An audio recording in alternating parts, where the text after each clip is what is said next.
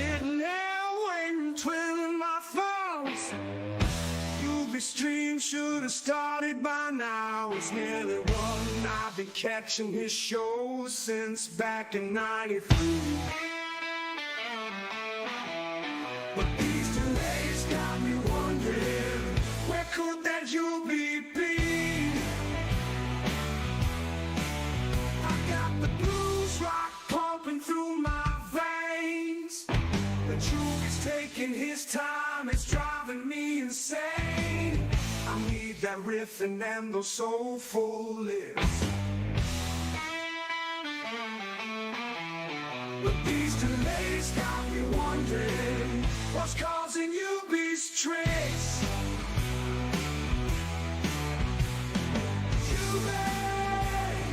UB, won't you please stop your stream? I've been waiting here, it's like a bad dream. Oh, UB, don't make me beg. Just strum that guitar and ease my aching head.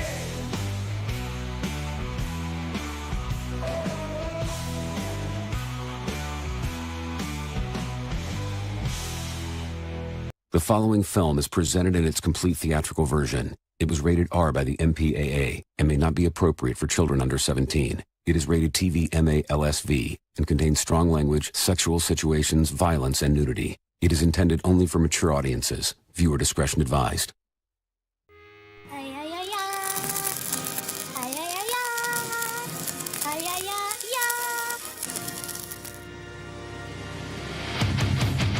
I like steak.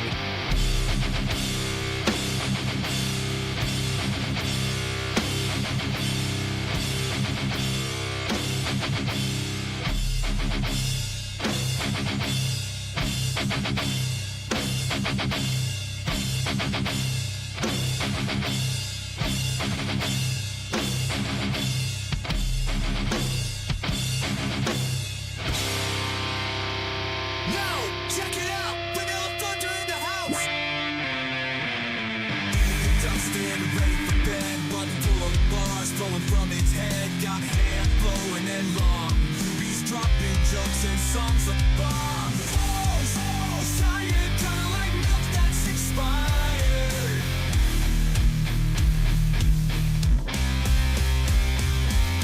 Vanilla thunder from the plains of Texas. Vanilla thunder is Connie Lexus. Vanilla thunder, big catastrophe. Beach cake. What in the world is a beach cake? Hey, it is Ubi. It is Tuesday night. I'm running around like a chicken with my head cut off. I didn't even get a chance to double check and make sure that everything is working properly. And it's not. Our chat is not working properly. Let's find out why that is. Why can you not start that port?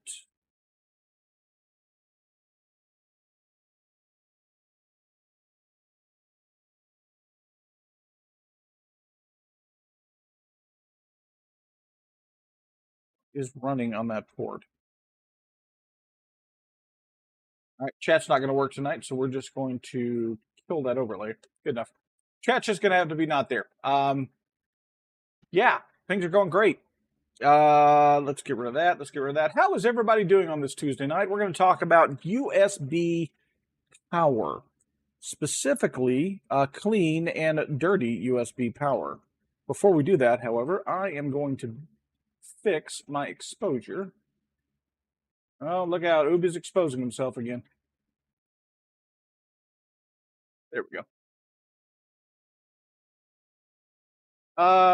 Crab, shrimp, scallops mashed into a cake. That sounds outstanding. It's still not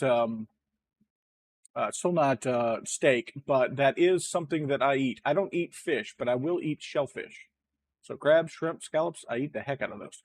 All right, so we're talking about USB power, and the reason why this is coming up is because I actually have a little bit of a problem with my system itself. And so I'm going to go over exactly how power gets to your interface if you're using an interface like one of these.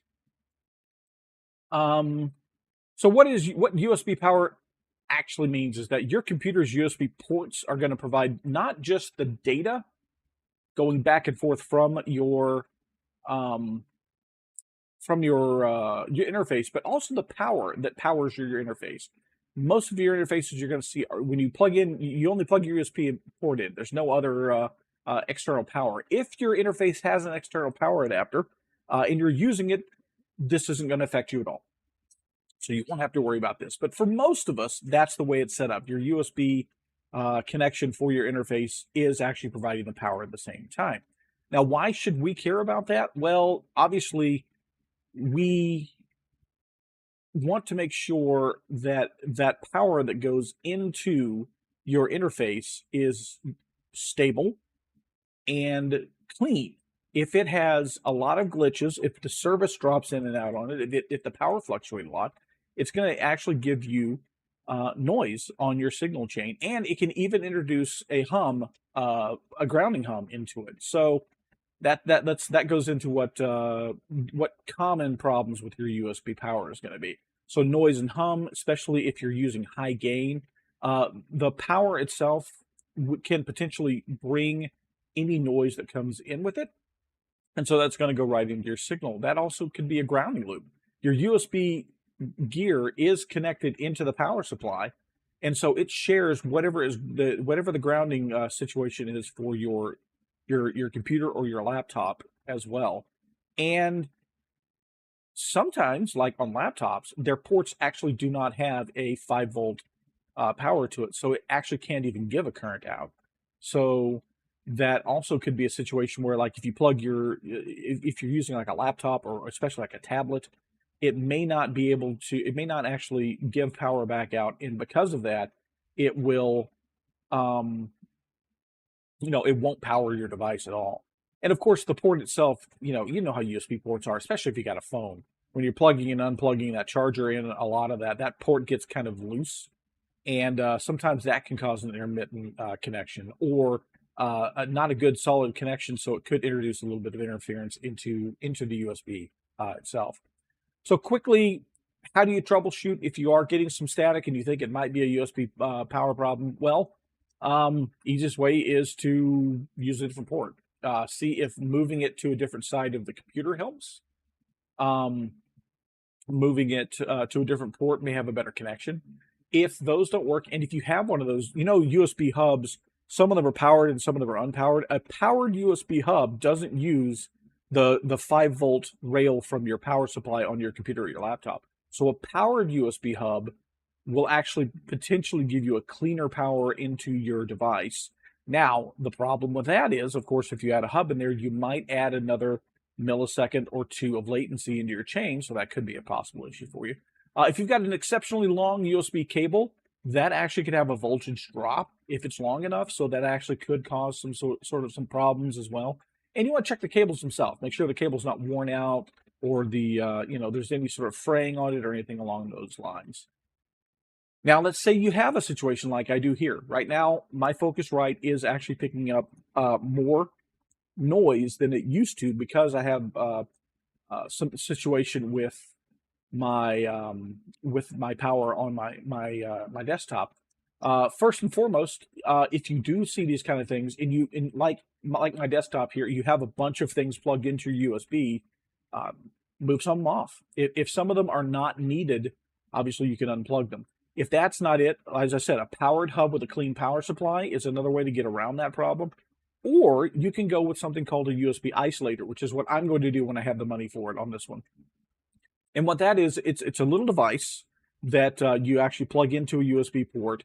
And what it does is two things. First, it can detect if there's more than one earth ground on that circuit. And if there are more than one earth ground on the circuit, it'll break them so that you only have one ground, which avoids some of your grounding hum, your 60 cycle hum. And it will also has a second port on the side of it where you can plug another USB cable in, like a phone charger style cable that goes straight into your mains, and you can give clean power to just this one USB device. And so that actually isolates your USB device completely from your power system. And that will allow you to be able to have just for like an individual, if you don't need like a full hub. 2 yards, I don't have an answer for that, but I will find one for you.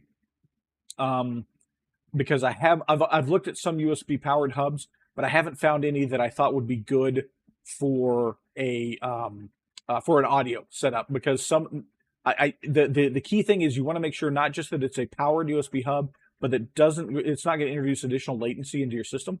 So I'm still researching that. When I get data for that, I'll make a post where you'll know what that is. So what can you do for like a long-term reliability situation? Well, separate your data and your power if possible. If your interface has both on it, for example, the Pocket Master amazingly does. The Pocket Master actually has, if you look right there, has 2 USB ports. You can't actually see the embossed thing on it. And yeah, USB isolator. But this port here is for data. This port here is a pure power port. So if you run this one into its own power, it will actually segregate this and give you a clean power on it. Some interfaces actually have that as well. Some of them actually have a power, like an actual power brick that you can possibly plug into it as well. Yeah, but a USB isolator, specifically the one that I'm going to use, is IFI Defender Plus. I can actually get you a link for that one. This is not a sponsored stream, and this is not a any sort of a there's no affiliate link or anything on that, but that's the one I'm going to be getting. And that, like I said, that basically, if you're only worried about just your clean, yeah, it's 100% shill there, Brian. If you're only worried about the clean power for just your interface, one of those is perfect because you could just put it on just on the interface itself, and so that way just the interface is taken care of, and the rest of if your other USB devices aren't having any problems or you're not worried about them, like my light here, it's a USB powered device. I need to get that off of this computer, but I don't care about whether it's got power, clean power or not. Obviously, label your ports as well. I haven't done that, but I have a label machine. I need to label what each cable goes to and all that sort of stuff. And this is one that I may or may not ever really do, but theoretically, if you have a power button on a device for a USB device, turn it off before you unplug it. It can prevent sudden power surges, which can possibly stress the USB ports and those sort of things. So. Yeah, I saw that, Jeremy. Did you get a chance to try Video Ninja? That would actually tell you if it's StreamYards or if it's the actual iPad itself.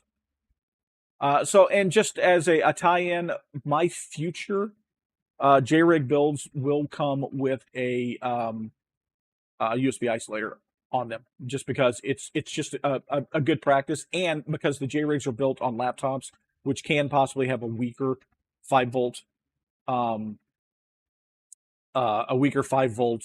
rail. So that way, it'll be an option that's going to be available to it. So, that's just what I've run into on my own rig this week, and it could be a culprit for what may be causing some noise for you. If you have a little bit of a noisy interface, that could be one of those things that you might want to look into. It's just how many things you've got plugged in. I actually have every USB port on this computer used, and that's not a good thing. And so I need to go through and pull some of my stuff off. I got a couple things that are plugged in just for power, and they need to be pulled off of that and put into an actual, I've got a power strip with some USB connections on it just for power. So, I'm going to move that over there and use that for them and that sort of thing. All right, so there we go. Any questions about USB power, dirty or otherwise, or any other questions about digital change? This is your chance to ask them. There may have been some new ones up there. If I missed you, I apologize. Ask again. I will not get upset if you ask multiple times.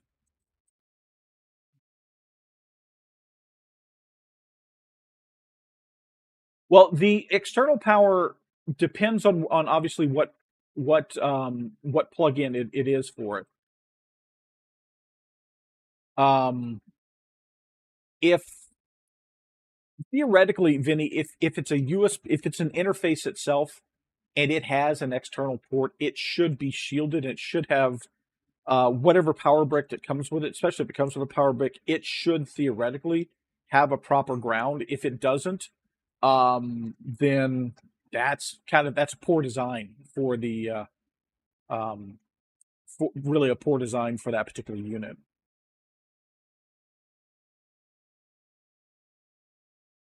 Jeremy, get with me. We'll talk about getting Video Ninja working for you.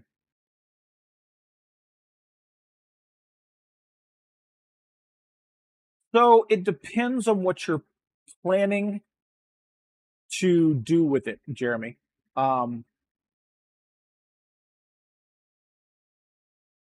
If well, okay, hang on. Let me answer Vinny real quick, Jeremy. But the isolator isn't going to help you with that either, Vinny, because the isolator is only going to break earth ground for the USB connection. It won't do anything for your power. So again, that's poor design on the in the interfaces part. Back to you, back to that, Jeremy. It really depends on what you plan on using. If you're going to use the Mac itself for like using plugins and the like for digital audio chain, my suggestion is to look at one of the getting at the very least one of the MacBooks that had an Intel processor in them, simply because there are some plugins out there that are struggling on the M1 and M2 chipsets, and right now there are no issues that I'm aware of compatibility for an Intel chip. So I believe like the 2017, 2018-ish MacBooks are the ones you're going to want to look at for those. That's what I'm looking at for building the JRig Mac. And I still haven't gotten my hands on one to actually do some physical testing, but from all of the research I've done, that's going to be the ones that you're going to want to target on that one. Did recording via VanLab and my Toner AI, and I could hear the backing track slightly in the recording, which I was also playing through my laptop. Any idea of what I can use to get rid of that? Yeah, there's a couple of things you can do with that, Brant. None of them is going to be real nice for the way it works.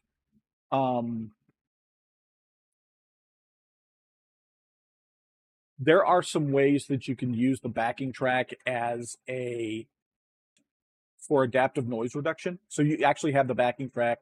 You can put it in as a noise print, and it will go in there and remove that from the track. But it is also going to eat a little bit of your recording when doing that. A re-record is probably your best bet, but if you can't re-record, then yeah, like an adaptive noise filter might work. Other than that, there's some things, but I'd have to look up on how to do it. Basically, you can use the original backing track kind of as a blueprint and create a negative or an off phase version of it and add it together. And then those two tracks together will cancel each other out. But again, it'll also kill any other frequencies that was in that exact same frequency range at that exact same time. So you're going to lose a little bit of the quality out of your track by doing that. I mean, it depends on your definition of suck, Keith. It really depends on your definition of what the definition of suck is. If you're talking about musically, that's going to be up to whether you believe he sucks or not. If you want to talk about commercial success, the guy has houses and cars, and I don't. So I would say he doesn't suck. You might have to do that, Brant. I can also tell you one of my problems is that oftentimes I have my backing track so loud in my headphones that it can be picked up if I have a mic nearby. So make sure that's not also something that's happening to you.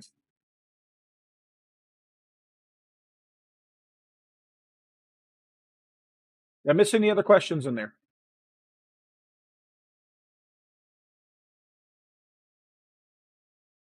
This is your chance to pick my brain, which is not all that great at the moment, but it's here for you.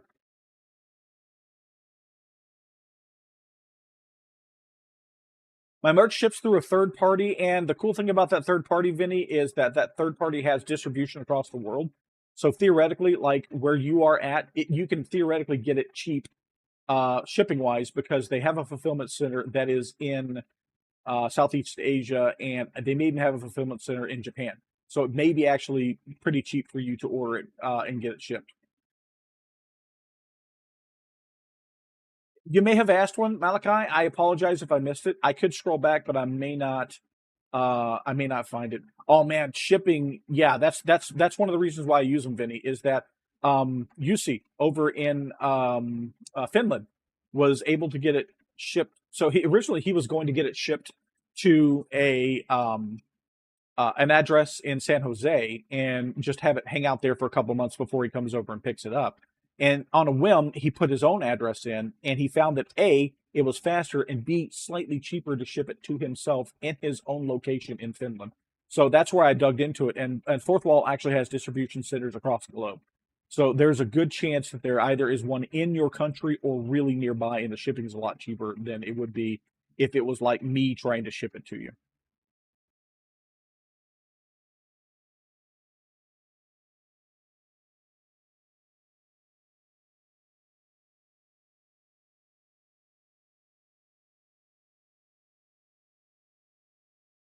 You think it's necessary to have compression pedal in your signal chain of your pedal board if you're playing through a digital audio chain?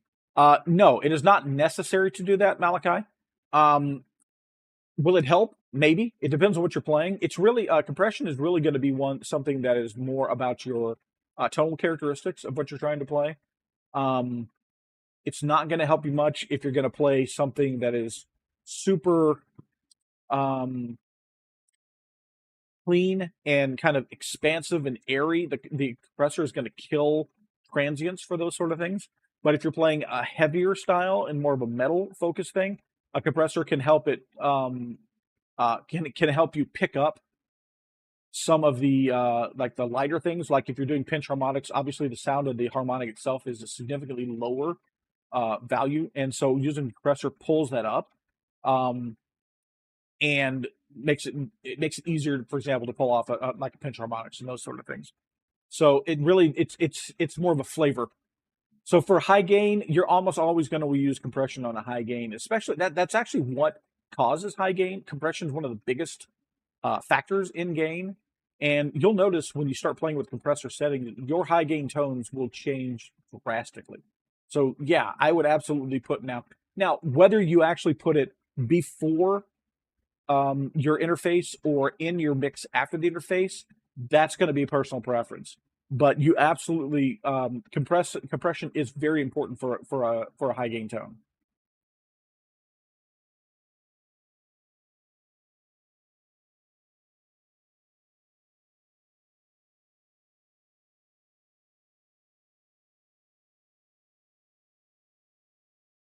I miss anybody else?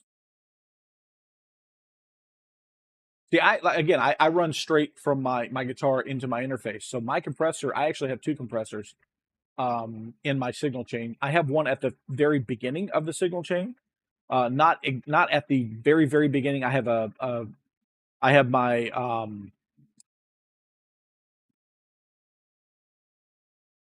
Ray don't want to work tonight. I have sorry, I have my tuner at very first. Then I have a the noise suppression, and then I have EQ, which is helping me get rid of some of the noise that's currently coming out of this box. I don't normally use that particular EQ there. And then immediately after that is my compressor before I go through any of my actual effects or anything like that. And then at the very end of my chain, after my control for volume, I have a final compressor that does a little bit of mastering compression, which just makes sure that all the sounds are kind of as even as they can be. But that first compressor is the one that's important to, like I said, for the moment I put that up in there and set it up properly, my pinch harmonics came out super easy.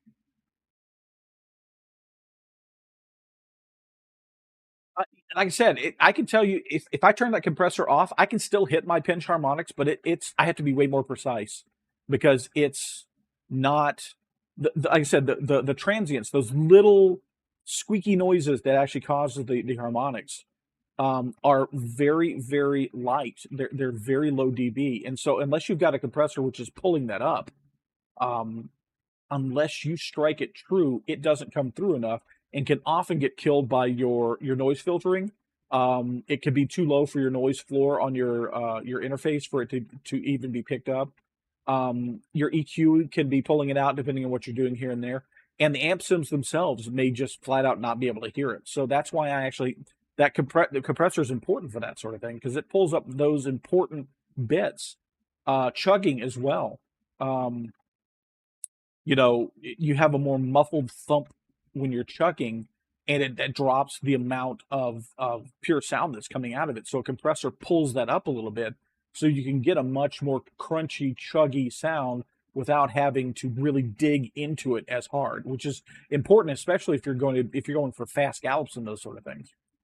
Not that I'm great at fast gallops, but I can tell you my galloping has gotten easier with the compressor on there as well.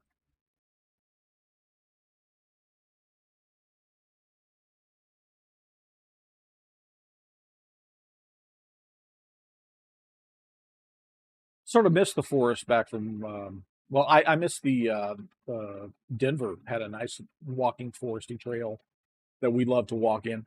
I don't miss the weed smell, but I definitely miss that.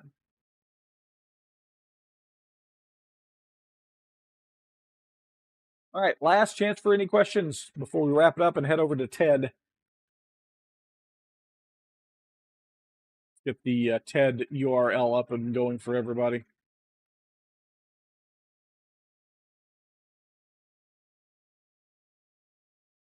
Yeah.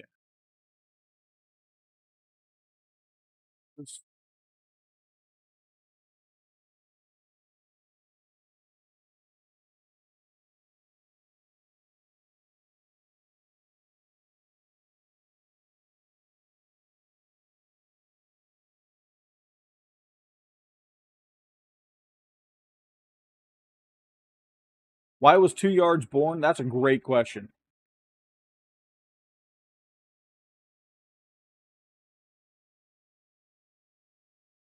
Oh man, legato, yes. For example, my legato has gotten a lot better once I've added that compressor in there as well. Blue Mox. It's very important. My um, all of everything, every little bit, hammer-ons, pull-offs. My tapping has made it so much better. So yeah, for sure, that's all great stuff. All right, we're gonna call this a stream. Then don't forget we got a normal Wednesday at noon stream tomorrow. And if you look down in the description, merch store, Patreon, everything else that you need to know is down there as well. And yeah, I will see everybody over at Ted's Premiere. Thanks everybody for joining me tonight. Hopefully I've answered some questions, made you a little bit smarter about your digital audio chain. And if not, hey, there's always next week. We'll do it again then. Thank you everybody for stopping by the stream today. And you have yourself a great night. And I will see you over in Ted's chat.